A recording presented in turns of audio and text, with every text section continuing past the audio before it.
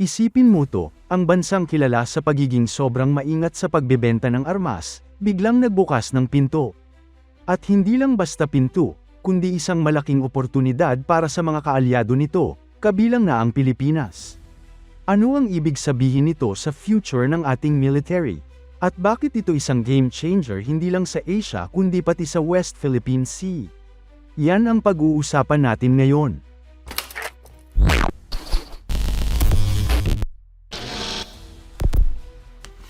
Simulan natin sa pinaka-core ng balita.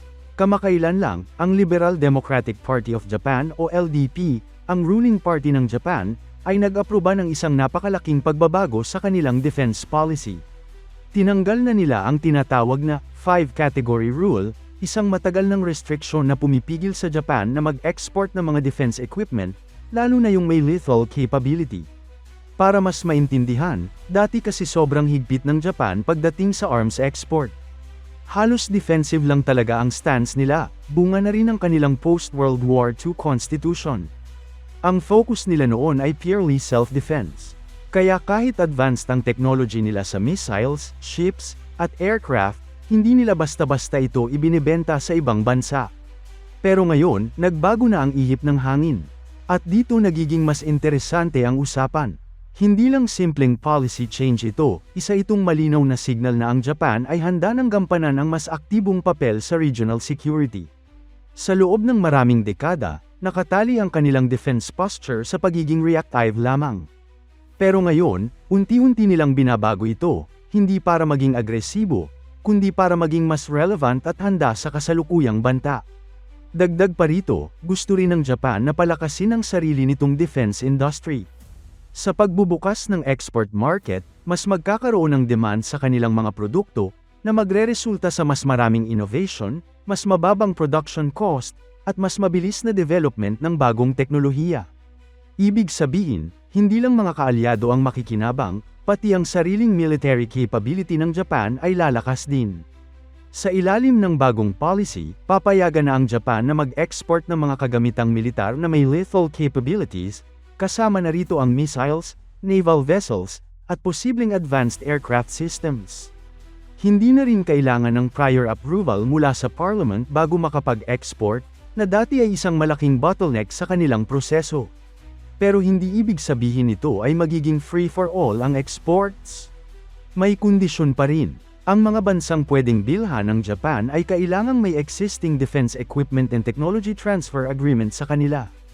Ibig sabihin, hindi sila basta-basta magbebenta kung kanino-kanino lang. May screening pa rin para masigurado na ang mga kagamitan ay mapupunta sa tamang kamay. Bukod pa rito, magkakaroon din ng post-export monitoring system. Ibig sabihin, babantayan nila kung saan napupunta at paano ginagamit ang kanilang ibinentang kagamitan. Ito ay para maiwasan ng misuse o paglabag sa international standards. Ngayon, ang malaking tanong, bakit ito mahalaga sa Pilipinas? Simple lang.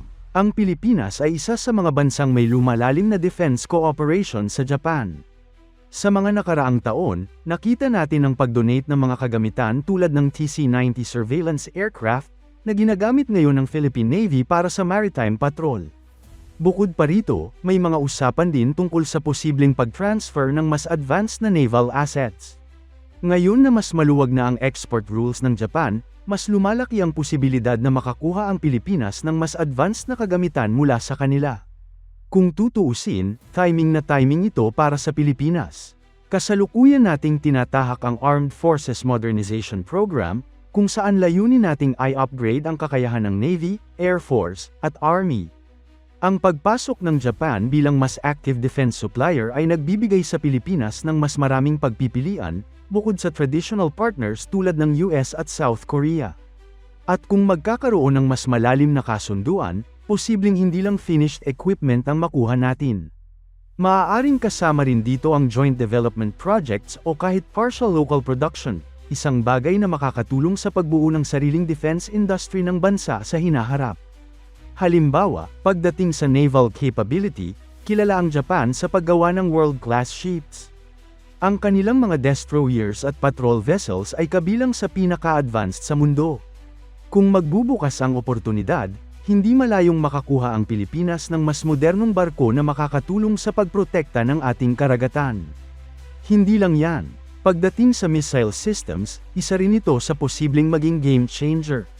Kung papayagan ng future agreements, maaaring magkaroon ng Pilipinas ng access sa Japanese missile technology, isang bagay na makakapagpalakas ng deterrence capability natin, lalo na sa harap ng mga tensyon sa West Philippine Sea. At syempre, hindi rin mawawala ang posibilidad sa aviation sector. Ang Japan ay may advanced research sa aircraft technology. Kahit hindi pa agad-agad, ang pagbubukas ng export policy ay maaaring magpabilis ng future collaboration sa military aviation. Ngayon, pag-usapan natin ang mas malawak na epekto nito sa rehiyon.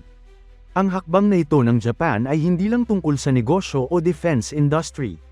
Ito ay isang strategic move bilang tugon sa lumalaking security challenges sa Indo-Pacific. Sa mga nakaraang taon, tumataas ang tensyon sa rehiyon, lalo na sa South China Sea at East China Sea. Bilang isang bansa na malapit sa mga hotspot na ito, kailangan ng Japan na palakasin hindi lang ang sarili nitong depensa kundi pati ang mga kaalyado nito. Sa pamamagitan ng pagbibigay ng access sa advanced defense equipment, natutulungan ng Japan ang mga partner countries na mapataas ang kanilang sariling capability. Sa ganitong setup, nagiging mas interconnected ang depensa ng mga bansa sa Indo-Pacific. Habang lumalakas ang capability ng bawat isa, mas nagiging mahirap para sa anumang potensyal na aggressor na magdikta ng galaw sa rehiyon. Ito ang tinatawag na deterrence through strength, not by provoking conflict, kundi sa pagpapakita na handa kang ipagtanggol ang sarili mo at ang iyong mga kaalyado. Para sa Pilipinas, mahalaga ito lalo na sa usapin ng maritime security, kung saan araw-araw nating hinaharap ang mga hamon sa ating karagatan. Ang pagkakaroon ng mas advanced na kagamitan ay hindi lang tungkol sa lakas, ito ay tungkol sa pagkakaroon ng kakayahang magbantay, mag-respond, at magpatupad ng ating soberanya ng mas epektibo. Sa madaling salita, collective defense ito, isang network ng mga bansang handang magtulungan para mapanatili ang stability sa rehiyon. Para sa Pilipinas, malaking bagay ito. Alam naman natin na patuloy ang hamon sa West Philippine Sea.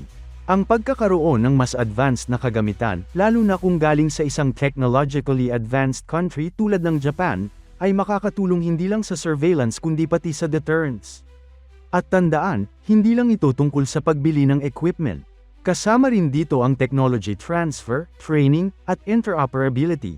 Ibig sabihin, hindi lang tayo basta bibili, matututo rin tayo at mas magiging handa ang ating armed forces sa modern warfare.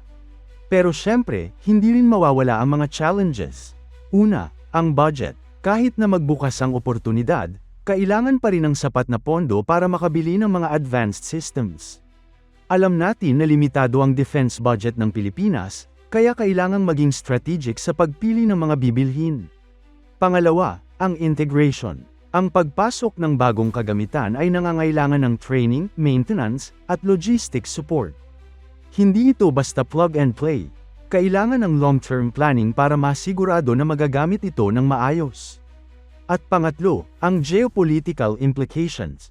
Ang pagkuha ng mas advanced na armas ay maaaring magdulot ng reaksyon mula sa ibang bansa.